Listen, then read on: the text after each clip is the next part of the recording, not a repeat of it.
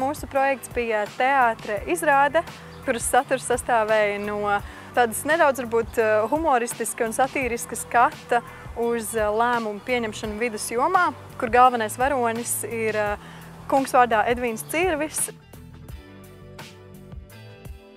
Mēs mēģinājām parādīt, cik svarīgi ir kā cilvēkam pašam palīdzēt valstī pieņemt lēmumus, jo viens pats cilvēks varbūt visu jūru neiztīrīs, bet valsts var mēģināt. Komandas darbs ir tas, kas tiešām visu var palīdzēt sasniegt. Caur dažādiem cilvēkiem, kurus iepazinu projektu veidojot, aktieriem un visiem pārējiem, kaut vai mūsu fotogrāfu, bija tiešām viegli atrast arī citus cilvēkus un līdz ar to sarunāt visu, sarunāt rekvizītus, sarunāt vietu, sarunāt pasākumu. Pati pirmās izrādes diena, 28. jo pirms tam mēs tikāmies uz pašu pirmo mēģinājumu, kas mums bija, un arī pēdējo.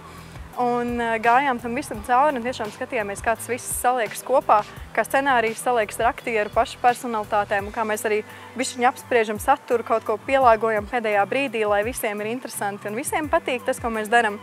Un tad mēs sasniedzam to rezultātu, kas izdevās labāk nekā es biju domājis, ka izdosies. Man gribās kaut kādu iespēju atstāt uz pasauli, varbūt uz Rīgu, uz Latviju. Man ļoti patīk redzēt, ka cilvēki man apkārt kaut ko dara.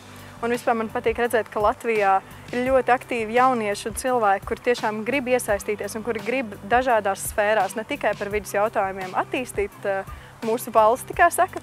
Un man tiešām prieks būt šādu cilvēku apkārtnē, tāpēc es arī tur mēģinu uzturēties maksimāli bieži.